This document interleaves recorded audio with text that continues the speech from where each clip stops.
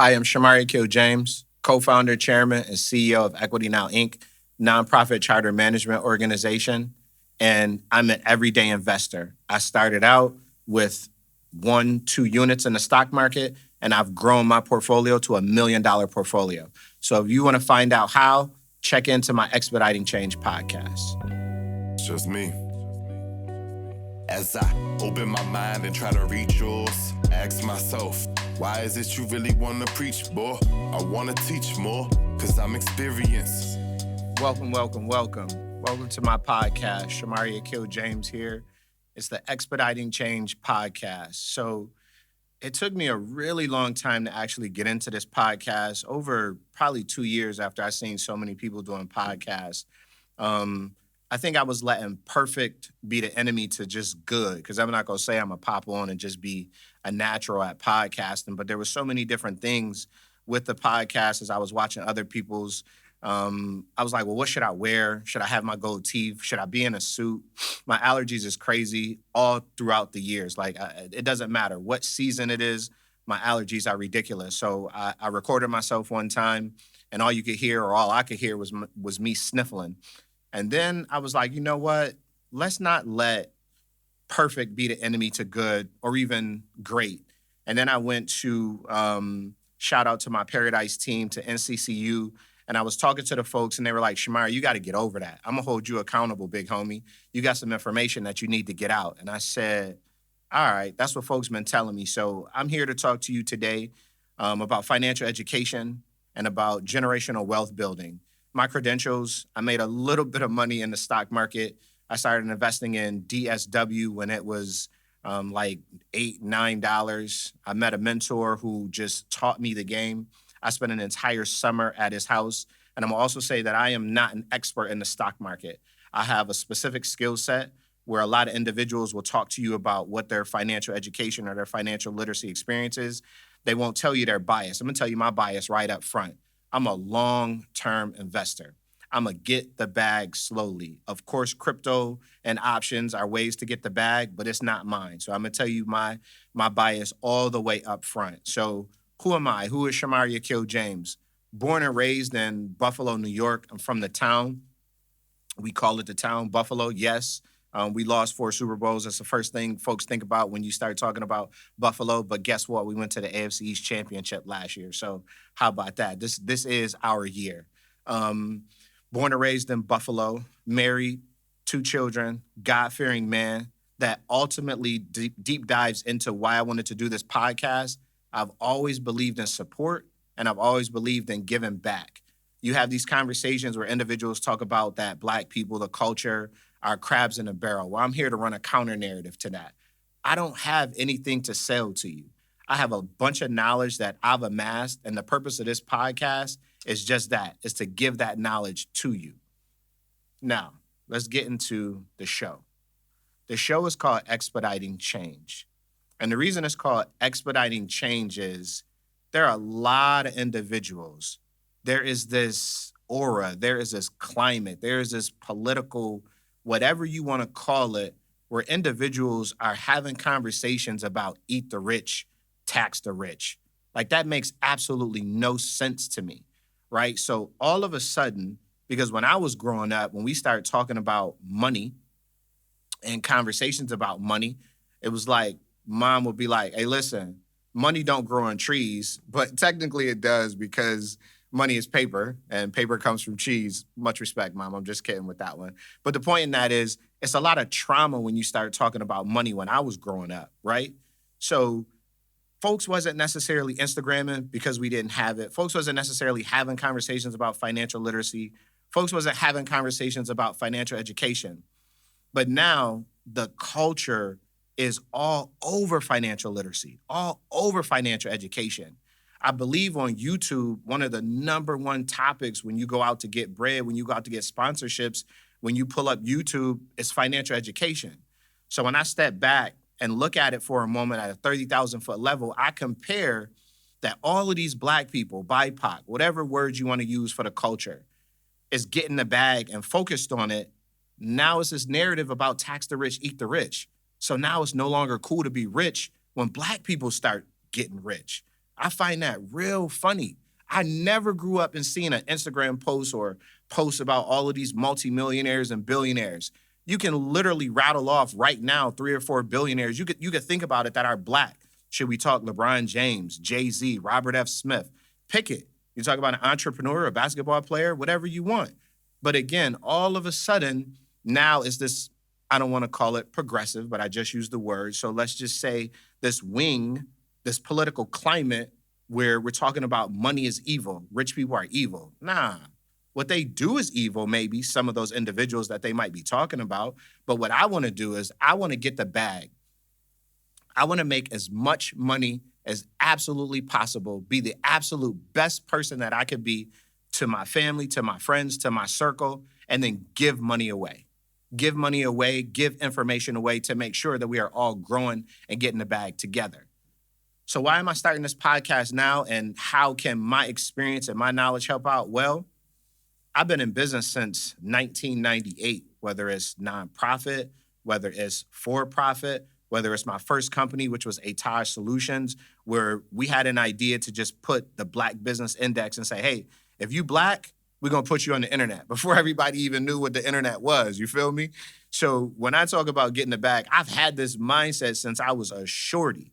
But now I want to take that experience that I have, such as starting Equity Now, which is my nonprofit organization that started in 2017. We knew we wanted to expedite change. And the point in that was kids can't wait.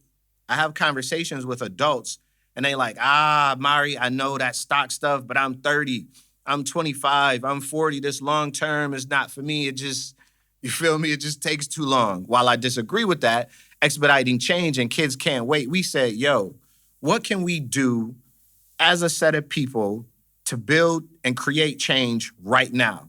So in 2017, we started our non-for-profit organization, Equity Now, Inc., which is a charter management organization to Legends Charter School.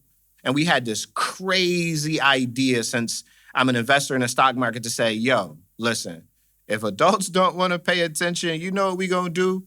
We're going to teach this to 5-year-olds. We're going to teach kids how to get the bag. Because if a kid starts investing at 5 years old in Disney and Roblox, I think Roblox opened up at $60 and now it's about $109. So if you take that same 5-year-old, they invest in that company from kindergarten all the way through 12th grade, who knows how much money they can have? And another point in that is, what we have to start talking about and stop pushing individuals into is the rat race. Let's just keep it a stack. Some of y'all this is gonna be your last time listening to my podcast, because I'm gonna say college ain't for everybody, period. That's just it, right? So what we wanna do in Equity Now and Legends, we wanna make sure that we give our kids the tools from an educational perspective, but also with our financial education program, we wanna make sure that they're getting the bag. Imagine that kid again at 5 years old that has Roblox. They get to 12 years, they get to 12th grade, and now they're graduating. They got a decision to make. They've come through our school. They're equipped. They got the knowledge. They got the education. But what they have coming through a Legends school is now they have a stock portfolio and they have some money. So what does that kid decide to do? I don't know. That kid might say, you know what? College is for me, but I want to take a gap year. So therefore, I can afford to take a gap year. So I'm going to go sell some of my stock, take this gap year, learn a little bit more, go see what I want to do in life, and then go to college. Or they go to college, and then guess what? I'm going to also say this, which I don't necessarily recommend. I'm going to die with student loan debt, period. I can afford to pay off my student loans, but I'm not going to, you know what I mean? I use it to reduce my taxable income, the interest that I'm paying. So don't necessarily, you know what I mean, take that advice and you do that unless you understand what you're doing with the tax laws. But anyway, my point in that was this kid can take that money that they have, go straight to school. They want to jump in and be a college student, but now they don't have to take out as much money in student loan debt because every single kid doesn't have the opportunity to, one, have their family pay for college, or two, get financial aid. I was one of those kids, you feel me? We were too, quote unquote, rich for me to get financial aid, right? But we weren't, quote unquote, poor enough for me to get financial aid. So we were left holding the bag. I had to work. I had to do some things, you know what I mean, to get the money. Mom chipped in a little bit. At a legend school, they gonna have money and be able to do with it what they want. That third option, what they could also do is say, you know what? Since I've been in kindergarten, I've been drawn. And then as I started to matriculate through school, my drawings went to paintings, or my drawings went to media, or my drawings went to NFTs, or my drawings went to a clothing line. They've now taken that knowledge and that information and everything that they've been doing, and now by 12th grade, they've started their own business. So you know what? College might not be for them right away. So attending a Legends charter school, what they can do is take that money and they can start their own business. They can network with individuals. They got money when they're sitting at the table to say, hey, I'm a 12th grader, but this is what I want to do with my money and my business. So therefore, sitting at the table, I'm making these decisions. Then they can decide to go back to school. So that's what I want to talk about when we talk about financial education and generational wealth building, because it's not just about me. It's not just about you. It's about us collectively building. So what information do I have that I can share with you? What information do you have that you can share with me so we can grow and we can change this we can have a counter narrative to this tax the rich, eat the rich? Because if we're having this conversation, oftentimes with individuals who saying this don't even understand, these folks aren't paying themselves a $600,000, $1 million living wage. So they're doing this comparison. Well, the workers make this much and the individual who owns the company makes this much. Well, actually, they're getting dividend income. They're getting investment income. They're not paying somebody $15 an hour while they're making $100,000 an hour. That's not it. So this podcast, where we talk about expediting change, is going to be about how do we have these conversations for the culture and anybody else that wants to listen, how we get to the bag. And again, because I know that I fundamentally have a bias and a belief that that long road to investing in the stock market is how I got my money, how I came up, I'm going to have guests on this podcast with me because I completely believe, know, and understand that my way is not the only way, bruh. Like, I've been married, 20, 30 years now. Wifey gonna get me for that. But I've been married for a while. And my point in that, us being together since high school, when you get into a marriage, if you're married or if you got a longtime partner, you know the idea that you started out with, that you have, it is a had. Because you have to have conversations about, well, this is what I started with, but this is what it has grown into.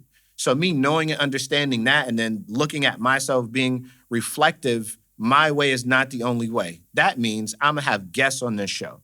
And those guests are going to bring their guests on. And we're going to have these, I'm sorry, they're going to bring their guests on.